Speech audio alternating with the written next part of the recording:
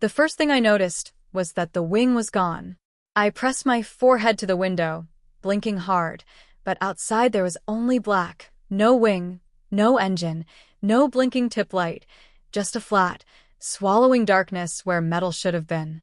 Inside, the plane shook like we were in heavy turbulence, overhead bins rattling, people gasping. But when I looked down the aisle, every single seat was empty. Except mine. My name's Sean, 28, just a regular guy who booked a last-minute red-eye because it was cheap. Denver to a tiny regional airport back east on some no-name carrier. When I checked in, the gate agent scanned my ticket, hesitated, then gave me this tight, pitying smile. "First time on this route?" she asked. Yeah. "Why?" She leaned in, voice low. "We call it the one-way plane to hell." She laughed after, but it died quick. Her eyes didn't. I brushed it off as dark airport humor. At the gate, there were only a handful of us. A man in a stained work jacket, a woman in a navy suit clutching a rosary, a teenage girl scrolling on her phone, and an old guy in an oxygen cannula staring at nothing. We boarded without zones, without announcements. No flight attendants at the door, no welcome aboard. Just that dim, humming jet bridge and a cold air that smelled like old coffee and metal. The cabin felt wrong the second I stepped in. Too quiet, like somebody had wrapped the whole plane in cotton. The fluorescent lights hummed, but shadows pooled under the seats, too deep for such weak light. My boarding pass said 18A. When I found it, my stomach turned. The plastic armrests were warped, deep gouges running lengthwise, like someone had clawed into them until their nails snapped. On the seat back in front of me, faint but visible, someone had scratched a word into the plastic tray. Stay. I slid in anyway. The woman with the rosary took the aisle across from me, knuckles white. The old man with the oxygen mask shuffled past, stopped at my row, and stared at me like he recognized me.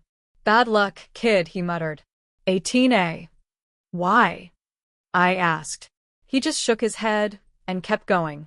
We never got a safety demo. There was no friendly disembodied voice telling us how to buckle our belts or where the exits were. Just a sudden thunk as the door sealed and the cabin pressure shifted, making my ears pop. The engine spooled up, but the sound was wrong, too low, too deep, like a growl stuck under the floor. We rolled, then lunged forward. Outside, runway lights streaked by, then vanished. Not faded into cloud, not dipped below us. One moment they were there, the next nothing. I expected city lights beneath us. Instead, beyond the glass was absence. Not clouds, not stars. Just a black, textureless plane stretching forever. It didn't move. It didn't change. It was like flying over the idea of nothing. The seatbelt sign chimed, a bright ding overhead. Then it chimed again. And again. A slow, steady beat, like a heart monitor. Across the aisle, the woman whispered a prayer in Spanish, fingers skating over the rosary like she was trying to speed up time. The intercom crackled. "Good evening, folks," from the flight deck. The captain's voice sounded distant, like he was speaking from the end of a long tunnel. "We've reached our cruising altitude. From here on out, you can sit back, relax, and enjoy your trip on the one-way plane to hell." He said plane, like flat land, but we were 30,000 feet up.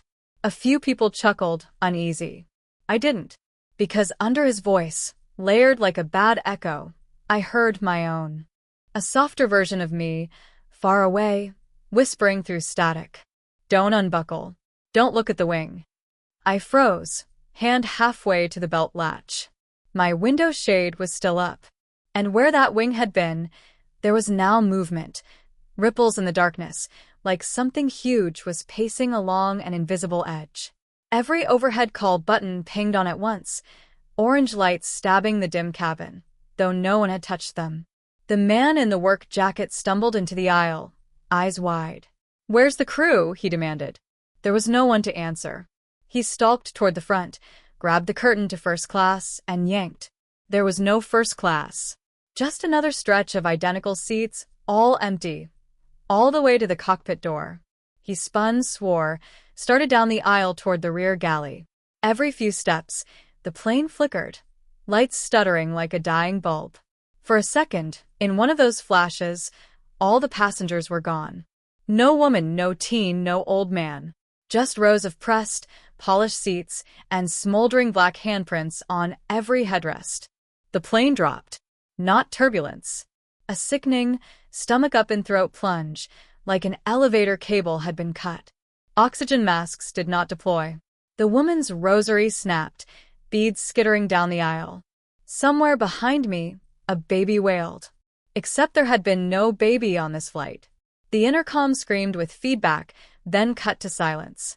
Then my voice, not the captain's mine, poured through the speakers, strained and shaking. We never left. We're still down there. We're still burning. Don't you remember? Images slammed into me. Metal twisted around my legs. Smoke clawing into my lungs. Screams, then the dry crackle of fire-eating sound.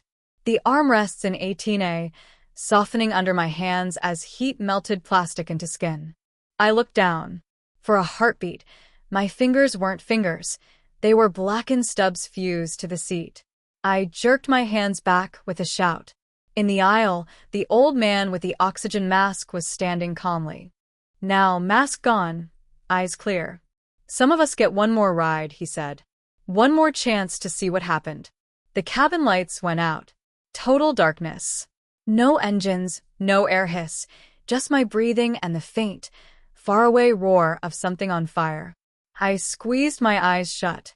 When I opened them, I was lying on my back under harsh fluorescent lights. Hospital ceiling tiles. A monitor beeping. A nurse leaning over me, shouting for a doctor. He's back. We got him back. They told me my plane had gone down on takeoff. Fuel leak. Engine fire. Everyone in the back third of the aircraft had died instantly. Row 18, they said, was unsurvivable. But I was here. Alive. Burns on my hands that didn't match the seatbelt pattern, but matched deep, curved grooves. Like fingernails dug in too late. Weeks later, when I could walk, I found a news article about the crash. A blurry photo of the wreckage, taken from above at night. The flame pattern along the ground looked like a long, narrow shape cutting through a dark field. Like a single, scorched path across a flat plain. A one-way plane. Sometimes, in that moment between waking and sleep, I hear the seatbelt chime. Soft. Patient. And my own voice, whispering in my ear from somewhere overhead. We've begun boarding for your return flight.